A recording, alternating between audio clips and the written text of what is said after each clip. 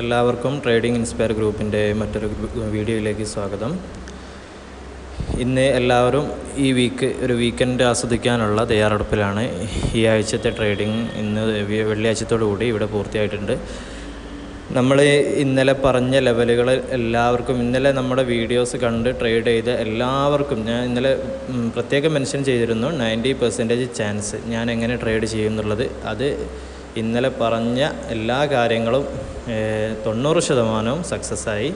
ഞാൻ തുടക്കത്തിൽ തന്നെ പറഞ്ഞൊരു കാര്യമായിരുന്നു, എന്താണ് 2 ദിവസം മാർക്കറ്റ് ഒരു കൺസോളിഡേഷൻ എടുത്തുകൊണ്ടാണ് നിന്നത്.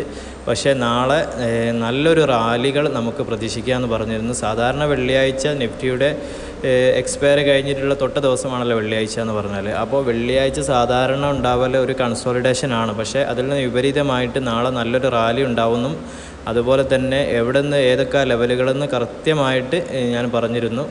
ഇന്നലെ ഈ ഒരു ലെവൽ വരെ ടച്ച് ചെയ്യുമെന്നും 23,700 വരെ മാർക്കറ്റ് ടച്ച് ചെയ്തിട്ട് താഴോട്ട് ഇറങ്ങുമെന്നും ഞാൻ ഇന്നലെ ലെവലുകളൊക്കെ വരച്ച് വെച്ചിരുന്നു.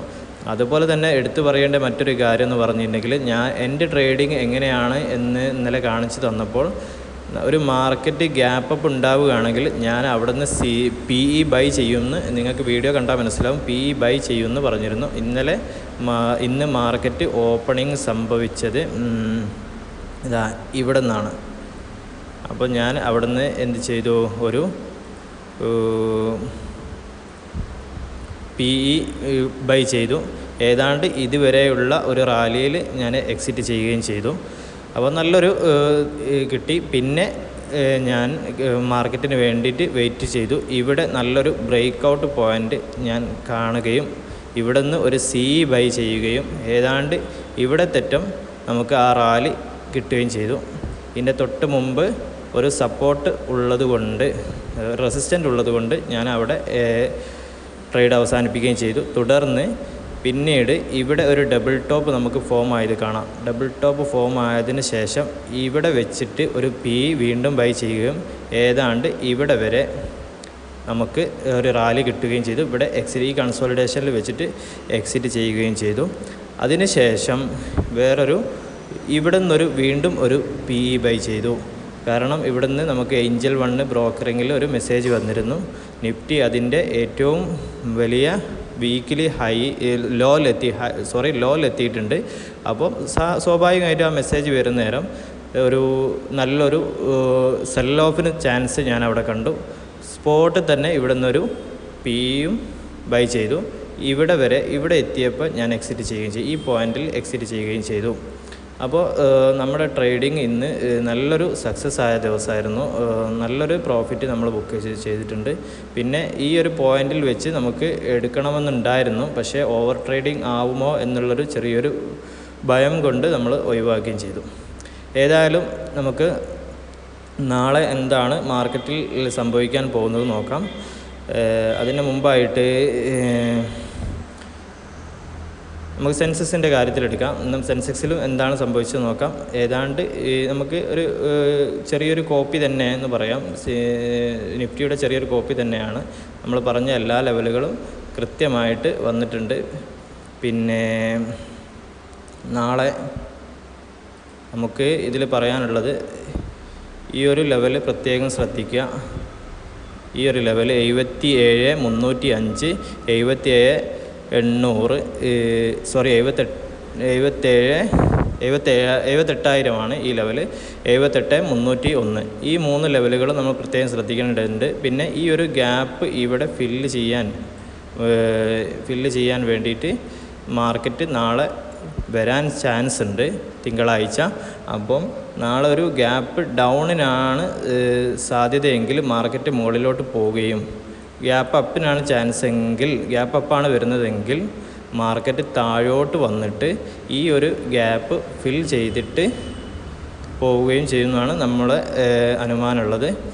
അപ്പം ഇതുവരെയുള്ള കാര്യങ്ങളൊക്കെ നമുക്ക് സക്സസ് ആയി വന്നിട്ടുണ്ട്. ഈ ഒരു ഗ്യാപ്പാണ്, ഇത് ഫിൽ ചെയ്യപ്പെട്ടിട്ടില്ല ഇതുവരെ. അത് ഫില്ല് ചെയ്യാൻ മാർക്കറ്റ് തിരിച്ചു വരും എന്ന് നമുക്ക് പ്രതീക്ഷിക്കാം.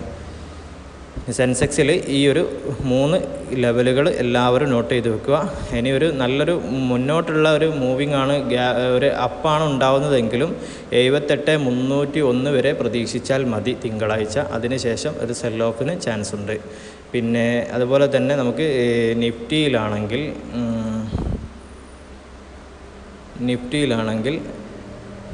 നമ്മൾ പറഞ്ഞു 3 ലെവലുകളാണ് നിഫ്റ്റിയിലുള്ളത്.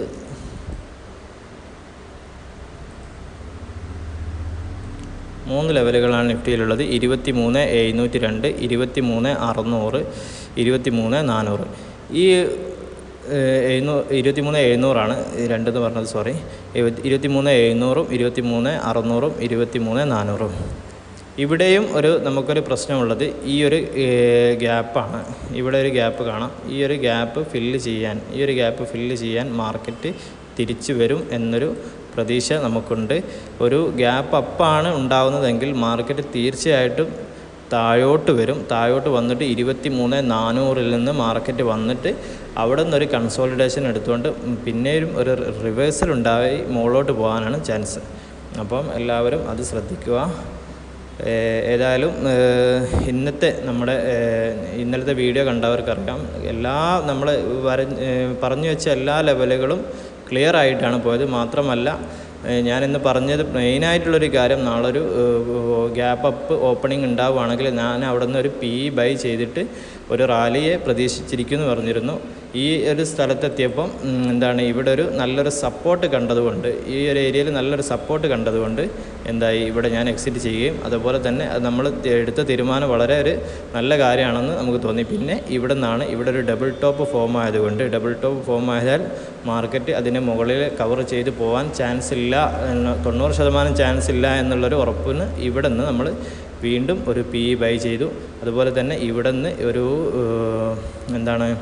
ഒരു ബ്രേക്ക് ഔട്ട് കണ്ടതുകൊണ്ട് ഇവിടെ നിന്ന് മുകളിലോട്ട് സിയും ബൈ ചെയ്തു. അങ്ങനെ ഇന്ന് 4 ട്രേഡ് എടുത്തു, 4ഉം സക്സസ് ആണ്. നല്ലൊരു റാലികൾ കിട്ടി.